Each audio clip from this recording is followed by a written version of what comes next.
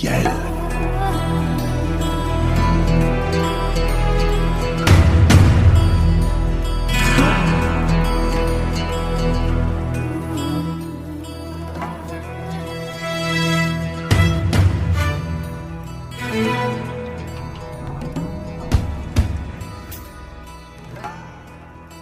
Arc-en-ciel, chaque dimanche, actualité, culture, économie, société et animation festive. Avec Abdelatif Arc-en-ciel, la chronique. Bonjour à toutes et bonjour à tous et bienvenue dans l'émission Arc-en-ciel sur Radio Pluriel. Arc-en-ciel Info.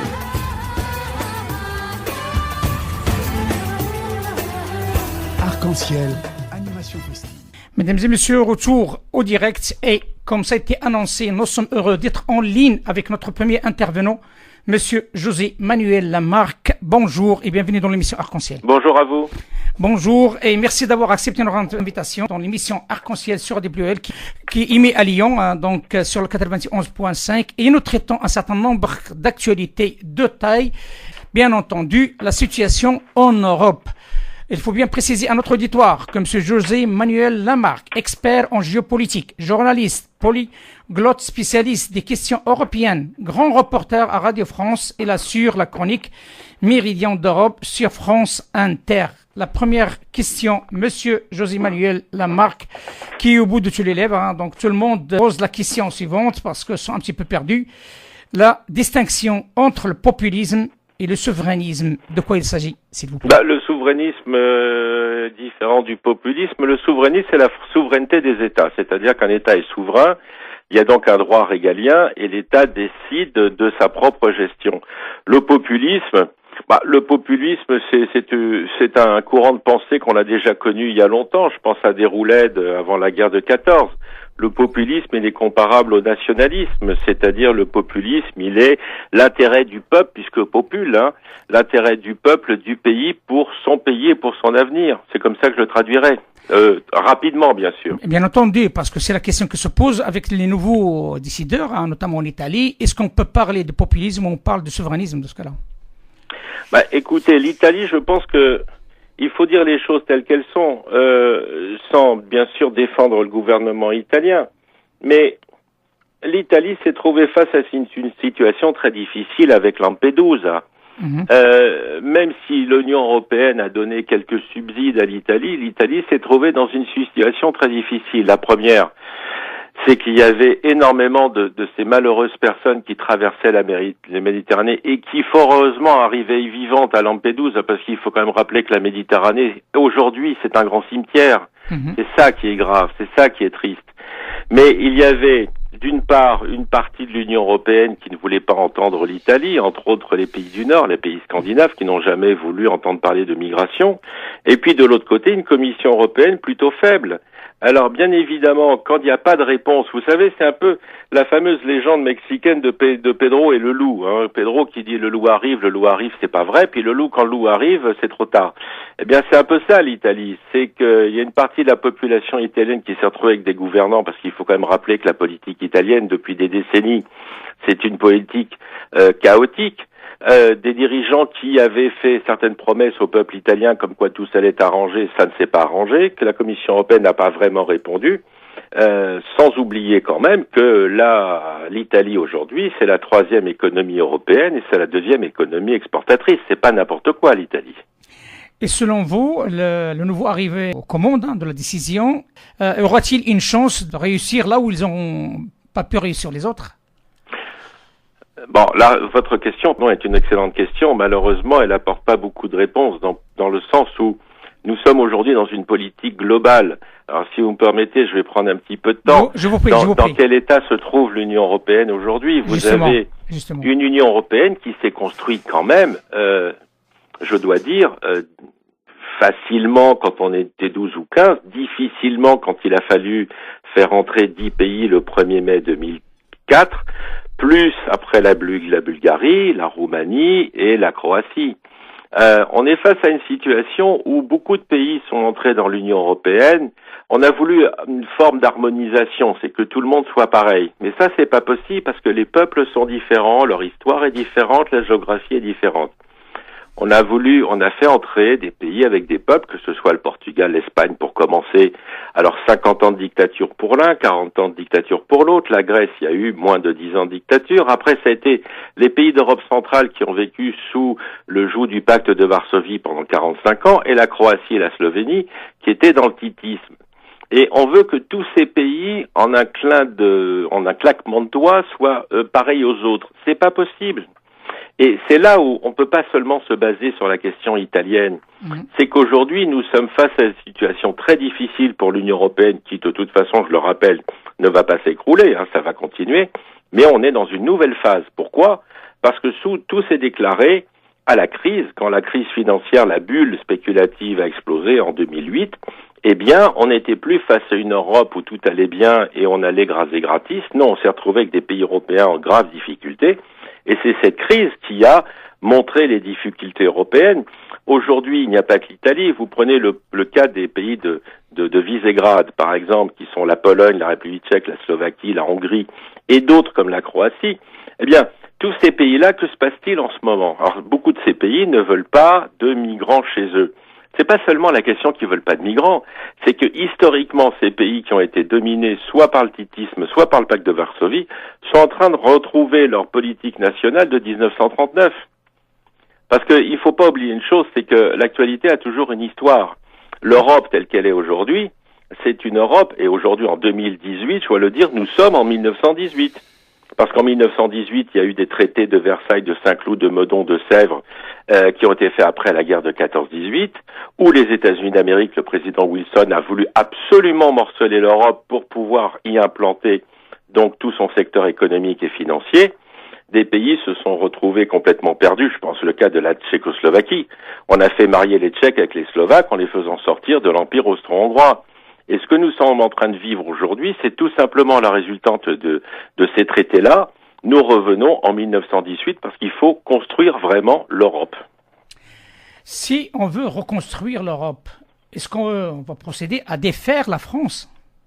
Pardon, j'ai pas entendu votre question. Est-ce qu'on peut procéder à défaire la France avec ses atouts jusqu'à maintenant, avec tous ses engagements qu'il a fait jusqu'à maintenant aux côtés de l'Allemagne? Parce que là, il y a, comme vous l'avez bien expliqué, il y a des nouveaux arrivants et avec leur histoire, comme vous l'avez bien expliqué par rapport à ces pays bien sûr, de l'Est.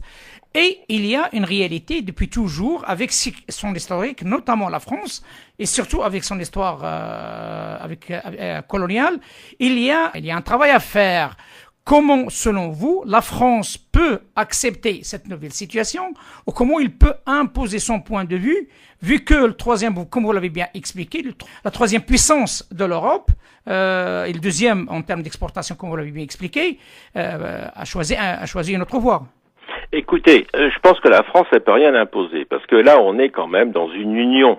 Il n'y a pas de pays qui va imposer sa loi aux autres, même si aujourd'hui nous avions une Allemagne qui était une Allemagne qui dominait l'Europe. Aujourd'hui, on voit bien que l'Allemagne va mal dans le sens où Madame Merkel a été déstabilisée par son ministre de l'Intérieur, Monsieur Rosshoff, concernant la question des migrations, que lui-même a contacté le chancelier autrichien ainsi que le Premier ministre italien.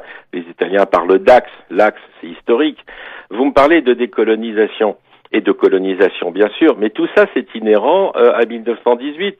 Je pense que les décolonisations ont été mal gérées, que ce soit la France. Les Anglais ont un peu mieux réussi avec l'Inde grâce à Lord Mountbatten, mais la décolonisation a été mal gérée. C'est ce que nous vivons avec les migrants aujourd'hui.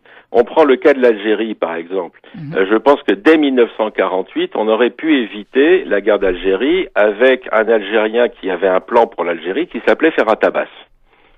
C'était très clair, Ferhat Abbas avait un plan de chemin sur l'indépendance. Si on avait structuré un peu les décolonisations, c'est pas seulement, hormis le cas de l'Algérie et de l'Indochine, là ça a été des guerres, mais pour les autres, il fallait structurer en implantant dans ces pays un plan économique. Le plan économique qui aurait permis, puisque les populations sur place recevaient un enseignement français, eh bien c'était de continuer dans une sorte de coopération, de continuer à mettre en place un plan économique qui aurait permis déjà il y a 50 ans à ce que ces pays se développent. Mais malheureusement, beaucoup de pays se sont pas développés et c'est le cas des migrants aujourd'hui. Les migrants venant d'Afrique, c'est parce qu'il n'y a pas de travail en Afrique. Et malheureusement, on leur fait croire qu'il y a du travail en Europe, alors qu'il n'y en a peut-être pas du tout. Voilà. Je pense que le serpent se mord la queue, mais la vraie réalité géopolitique de l'Europe aujourd'hui, pas seulement de l'Union européenne, mais de tout le continent européen, c'est que nous avons passé un siècle avec 2 guerres mondiales, avec des guerres révolutionnaires, des guerres coloniales, mais nous nous retrouvons au point de départ tous en 1918, puisqu'aujourd'hui, les pays d'Europe centrale ne sont plus sous le joug du pacte de Varsovie, y compris les pays de l'ex-Yougoslavie, y compris la Russie. Il faut pas oublier que la Russie, ça a été 70 ans de dictature quand même. Donc on est au point de départ. Et c'est peut-être là la question des migrants et surtout aussi la crise économique qui fait que l'Europe doit se recentrer non pas seulement sur elle-même, mais d'abord ce qu'elle veut être elle-même et comment elle doit fonctionner dans l'avenir. Il n'y a pas que la question centrale européenne, il y a toute la périphérie de l'Europe qui compte. Et la périphérie de l'Europe, faut pas oublier que la périphérie du Sud, bien c'est le Maghreb, c'est le Mashrek, c'est l'Afrique subsaharienne, et puis autre chose aussi, c'est que nous avons une partie de l'Europe qui est la partie du nord de l'Europe, la partie scandinave, qui veut pas trop entendre parler de migrants. Ça concerne surtout l'Europe du Sud. Justement, avec tout ce que vous êtes en train de nous dire, il y a un paramètre de taille qui se griffe à cette réalité, qui est réalité un petit peu, vous l'avez bien précisé, là on revient presque dans les années 40. Le souci qui se pose, c'est que tout simplement, il y a la pression américaine, il y a la pression chinoise. Alors, il y a 2 choses, vous avez raison, mais il y a 2 choses. Premièrement, la pression américaine, on la connaît depuis 1918. C'est que les Américains ont voulu absolument intégrer, pas seulement l'Europe, mais le monde avec leur système économique. Ça, c'est une chose. Et on s'aperçoit aujourd'hui que le système économique américain, que les relations avec les États-Unis sont en train de se déliter. On l'a vu au dernier G7, la façon dont le président américain a traité les Européens. Ça, c'est une chose. C'est bien compréhensible. La chancelière Merkel avait dit dorénavant, nous savons que nous ne pouvons plus compter sur nos alliés américains en matière de défense. La Chine, c'est autre chose. La Chine, c'est que aujourd'hui la Chine, telle qu'elle est, avec d'abord son projet des routes de la soie. Les 2 routes de la soie sont des routes économiques qui remontent tout simplement aux routes de la Renaissance de Marco Polo. On n'a rien inventé, mais on les modernise. Ces 2 routes de la soie, c'est de la connexion entre la route, le rail et l'eau, c'est-à-dire les ports, et la Chine redécouvre la mer, redécouvre le transport maritime, redécouvre la marine de guerre. Il faut savoir que le dernier amiral chinois qui s'appelait Chang He, qui était allé jusqu'au sud de l'Afrique, on était, si je me trompe pas, au XVIe siècle. La Chine redécouvre ça. Elle a lancé son projet économique de route de la soie, qui part de Chine, qui traverse toute l'Asie, qui traverse l'Europe, et qui finit en Afrique. Ça, c'est une chose. Mais attention, c'est pas une route à sens unique, c'est une route à double sens. Ça veut dire qu'il y a le projet chinois vers l'Europe, vers l'Afrique, mais l'Afrique et les Chinois attendent aussi des Africains et des Européens. Ça, c'est une chose. Mais l'Afrique aujourd'hui se trouve au sein du E11. Alors on parle du G7 et du G8, mais il y a le E11. Le E11, c'est quoi? C'est une union de pays suivant le désir de Vladimir Poutine, c'est-à-dire l'Eurasie, donc la Russie, la Chine, les pays d'Asie mineure, que ce soit l'Azerbaïdjan, l'Ouzbékistan, le Tadjikistan, qui sont des pays qui vont peser prochainement parce que ce sont des pays qui ont des ressources, dont le pétrole pour l'Azerbaïdjan, et qui invitent d'autres pays comme l'Iran et la Turquie à participer à cette élaboration du E11. Le vieux rêve de Poutine, c'est l'Eurasie. L'Eurasie, il est temps que l'Europe s'y intéresse parce que de toute façon, qu'on le veuille ou non, la situation est géographique de l'Europe. Il faut se poser la question, puisque nous sommes sur un continent, ce continent dit européen, il est aussi asiatique. Alors, est-ce que nous sommes ou pas la partie occidentale du continent asiatique? Comme vous le savez, cette émission aussi, elle est franco-marocaine, donc il y a une relation aussi avec le Maghreb, et le Maghreb vit une période très difficile depuis un certain temps, depuis les années 70, et que la France a tout intérêt pour 2 raisons majeures à mon sens. Le nombre de Maghrébins qui se trouvent sur le sol français, déjà, et aussi l'histoire. Et d'après ce que vous avez dit, la décolonisation était mal gérée. Est-ce que l'Union maghrébin, c'est une porte de sortie pour la France, pour garder un équilibre géopolitique et géostratégique sur la rive sud de la Méditerranée, comme vous l'avez bien dit encore davantage, la grande cimetière de la Méditerranée? Si vous voulez, justement, puisque je pense que des Marocains nous écoutent et des Maghrébins, je pense à une chose. Le Maghreb, que ce soit le Maroc, l'Algérie, la Tunisie, on doit agir avec des coopérations renforcées avec la France et avec l'Union européenne. Mais vous le savez mieux que moi, c'est pas vous que je vais l'apprendre. le Maroc est différent de l'Algérie, de la Tunisie, puisque le protectorat marocain élaboré par le maréchal Youssef fait par exemple, si mes informations sont bonnes, que l'administration marocaine est très proche de l'administration française, ce qui n'est pas le cas de l'administration algérienne ou tunisienne. Et je pense que les trois pays n'ont pas la même histoire, puisque le Maroc est une monarchie avec un monarque et un premier ministre qui savent gérer le pays. Je ne dis pas que les autres ne sont pas gérés, mais je dis que la question aujourd'hui du Maghreb, telle qu'elle se pose pour tout le monde, elle doit passer. Mais attention, quand je parle moi, je ne suis pas un professeur, je suis pas un prédicateur, je donne mon avis. Je dis que qui peut être concerné par la politique maghrébine de l'Union européenne? Mais les pays qui sont proches du Maghreb, c'est-à-dire c'est la France, c'est l'Espagne, c'est l'Italie, c'est Malte. Une coopération renforcée avec ces pays, oui. Pourquoi? Parce qu'au niveau économique, si vous prenez les pays du sud de l'Europe et les pays du nord de l'Afrique, ces trois pays-là, nous avons les mêmes productions, que ce soit des productions d'agrumes, que ce soit des productions d'huile d'olive. La production est commune. Donc là, il peut y avoir une entente. Moi, je crois fortement le président Sarkozy voulait une union méditerranéenne, ça n'a pas tellement fonctionné. Mais de toute façon, en géopolitique, un jour ou l'autre, il y aura une union méditerranéenne avec un nord et un sud. Ça, c'est très clair, parce qu'il y a une histoire commune. Je prends le cas d'Ulysse d'Homère. Il y a une histoire commune, il y a une géographie commune, parce que la Méditerranée telle qu'elle est aujourd'hui, notre historien avait dit que c'était un continent liquide. C'est quand même une mer fermée, où nous sommes tous concernés par cette mer, concernés économiquement, commercialement, humainement, et puis concernés parce que la Méditerranée est très polluée, il faut la dépolluer ensemble. Mais ça fait partie des coopérations renforcées. Et je pense que moi, je crois beaucoup en la coopération renforcée, à la condition que tout le monde se mette autour de la table et décide ensemble d'agir. Je pense que c'est ça. C'est, avant toute chose, c'est une affaire de diplomates, c'est une affaire d'experts.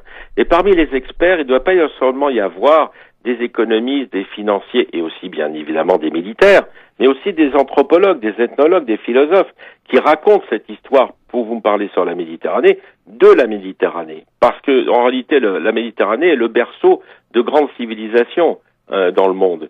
Et c'est cette Méditerranée sur laquelle on doit travailler. Donc je pense qu'il faut avoir confiance dans les pays du Maghreb, quels qu'ils soient, c'est-à-dire les trois pays, avec la Tunisie qui a connu des rebonds, des sursauts et qui est en train de se restructurer, avec l'Algérie qui est un immense pays dans le Maghreb, il faut pas l'oublier.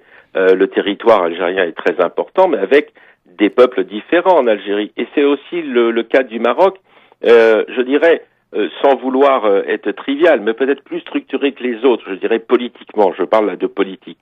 Et c'est ça qui est important aujourd'hui. Mais je le répète, nous sommes en 1918. On doit reconstruire ce qui avait été mal construit. C'est ça qui est important. Justement, parce que ma question, il n'était pas, il faut dire les choses telles qu'elles sont, il y a une question qui était derrière. On voit comme quoi l'Afrique subsaharienne s'organise, et notamment la CEDEAO. Là, on est en face d'une organisation bien structurée quand même. Il y a un grand nombre de pays anglophones qui sont à l'intérieur, qui agissent. Et récemment, il y a un projet d'accord, entre le Maroc et le Nigeria pour le gazoduc, qui reliera bien entendu l'Afrique avec l'Europe. Est-ce que ce n'est pas une chance pour que les Européens du Nord mettent leur poids, qu'il soit une piste de travail dans un premier temps, pour réaliser ce vœu que les peuples des deux rives de la Méditerranée souhaitent d'avoir ce partenariat gagnant-gagnant, mais aussi avec un avenir en commun et un destin en commun? Alors, vous avez raison. D'abord, c'est une question politique. Quand je dis que c'est une question politique, c'est-à-dire qu'il faut que ce soit un vœu politique. Il faut que tout le monde soit d'accord. Quand vous parlez du Nigeria, le Nigeria est le pays le plus peuplé d'Afrique aujourd'hui. La question de la démocratie, de la démographie africaine va être très importante dans quelques années. Alors, c'est vrai qu'il y a l'Afrique anglophone, il y a l'Afrique francophone. C'est pas la même éducation. Quoi qu'il en soit, ce sont deux langues différentes. C'est là où il faut se repencher sur la question subsaharienne. La question subsaharienne, c'est mettre à disposition de ces pays d'Afrique subsaharienne les structures nécessaires qui peuvent avoir une vraie économie.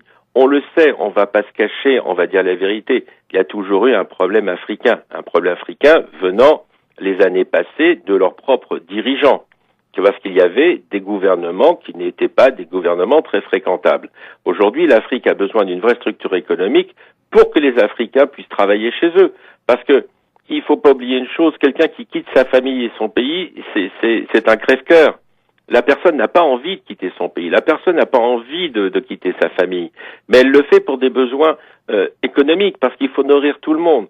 Alors, vous savez, une action subsaharienne serait très simple au niveau européen et africain, et aussi au niveau des E11 de l'Asie mineure, je pense. Ça serait déjà une chose toute bête, mais on n'en parle jamais. C'est la construction de puits en Afrique subsaharienne. Il y a des villages en Afrique qui ont besoin d'eau. On sait que l'eau, c'est la vie. Si on avait un plan déjà de structuration, d'élaboration, de construction de puits d'eau en Afrique, déjà, ça amènerait à toute l'agriculture africaine un espoir. Parce qu'il y a trop de villages qui n'ont pas de puits d'eau. Ça, c'est important. Maintenant, revenir sur la question Europe, Afrique du Nord. De toute façon, nous avons un avenir commun. Parce qu'il faut pas oublier une chose. L'avenir est commun dans le sens où nous devons structurer. Je vous le dis, l'Europe, il faut non pas la reconstruire. Il faut continuer sa construction sur de nouvelles bases. Vous prenez le cas des migrants aujourd'hui. Nous avons une réunion informelle à Bruxelles. On sait que de cette réunion informelle, il va pas naître grand-chose. Parce que la chancelière allemande est affaiblie, parce qu'il manque les pays de Visegrad, ce sont les pays d'Europe centrale, et tout ça, c'est le rendez-vous des 28 et 29 juin prochains cette semaine, le grand sommet européen où 3 sujets seront en tête. C'est la migration, ce sont la question des migrants, c'est le Brexit, et c'est aussi la question de la sécurité et de la défense. Les migrants, on en a parlé. Même la chancelière allemande a dit qu'on n'aboutira pas à quelque chose sur les migrants. La seconde chose, c'est le Brexit. Vous voyez qu'il y a un État membre de l'Union européenne qui veut quitter l'Union européenne, mais qui n'y arrive pas. Qui n'y arrive pas parce que ça marche pas. Et même le ministre des Affaires étrangères britannique, Boris Johnson, le dit lui-même. On va pas y arriver. Donc, qu'est-ce que ça veut dire? C'est pas seulement que les Anglais vont pas y arriver. C'est pas seulement que l'Europe va pas arriver à peut-être s'entendre sur une question concernant la migration, c'est qu'il faut continuer cette construction avec de nouvelles philosophies, de nouvelles politiques et peut-être moderniser les institutions européennes. Mais ça concerne pas seulement l'Union européenne, ça concerne aussi les voisins de l'Europe, que ce soit le Maghreb ou que ce soit les pays d'Asie mineure, parce qu'aujourd'hui, vous savez, on n'est pas seulement fermé dans ses frontières avec une palissade autour, non, il y a une périphérie. Et la périphérie européenne, elle est énorme. L'Amérique, c'est loin, c'est l'océan Atlantique. Mais tout proche de nous, nous avons le nord de la Méditerranée, nous avons le Moyen-Orient et nous avons aussi l'Asie mineure. Ben écoutez, merci infiniment, Monsieur Lamarck, par rapport à cet éclairage. Merci pour cet éclairage qui est très intéressant, surtout dans un moment, je vous cache pas la vérité, il y a je parle autant qu'Africain, donc au niveau de l'Afrique, il y a une offensive très importante d'autres pays, d'autres puissances, je parle, de diaboliser la France, de diaboliser les pays du sud de la Méditerranée, de nord de la Méditerranée, je parle, comme vous l'avez bien dit, l'Italie, l'Espagne et la France, pour créer cette zizanie et de toucher à ces acquis qui sont là, qui peuvent être un élément ou un aimant entre l'Afrique et l'Europe. Mais je vois comme quoi les Européens, ils n'ont pas encore compris comme quoi il y a des attaques d'ailleurs qui font bouger des lignes à l'intérieur de chez les Africains. Vous savez, je pense que diaboliser ne sert à rien, que ce soit en Europe ou en Afrique, ça sert à rien. Tout ça est barre d'une volonté politique. Si on a la volonté politique de faire, parce que l'Europe est touchée par une crise économique et financière grave depuis 10 ans, et c'est la raison pour laquelle on voit arriver les populismes aujourd'hui à cause de cette crise. Parce que aujourd'hui, on voit bien que des pays sont en difficulté, que d'autres pays ne veulent pas vivre les mêmes difficultés. Mais diaboliser, ça sert à rien. Parce que de toute façon, nous sommes dans un corpus géographique. Étant donné que il y a des interconnexions, il y a des interrelations, il y a aussi, je veux pas dire un avenir commun, mais il y a des intérêts communs. Et il est bien évident que de toute façon, de part et d'autre, on ne peut que se mettre autour de la table et de discuter. Vous savez, je pense que le plus grand diplomate européen et français, c'était Monsieur de Talleyrand. Et Monsieur de Talleyrand disait toujours, d'abord, il ne faut jamais diminuer l'autre, c'est-à-dire l'adversaire, jamais le ridiculiser, mais toujours se mettre autour de la table pour discuter, et de préférence une table à déjeuner ou à dîner, ce qui facilite les choses, parce que quand on découvre la cuisine de l'autre, on découvre l'autre et on le comprend mieux. Ça, c'est le meilleur exemple. Et bienvenue chez un couscous ou un tagine marocain. Bien entendu, la cuisine marocaine et la cuisine française sont connues depuis toujours. Monsieur José Manuel Lamarque, expert en géopolitique, journaliste, polyglotte, spécialiste des questions européennes, grand reporter à Radio France. Il assure la chronique Méridien d'Europe sur France Inter. Merci infiniment de cet éclairage. Merci fort à vous. Intéressant. À très bientôt, monsieur. Quand vous voulez. Parfait. Merci infiniment. Au revoir. À bientôt. À Au bientôt. revoir. Au revoir. Arc-en-ciel.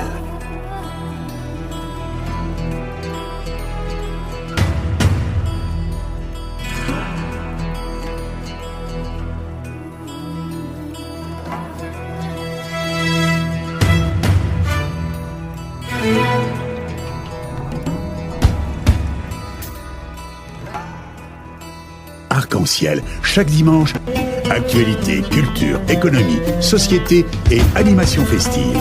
Avec Abdelatif Arc-en-ciel, la chronique.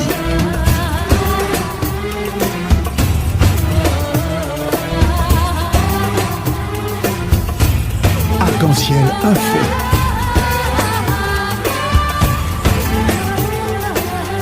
Arc-en-ciel, animation festive.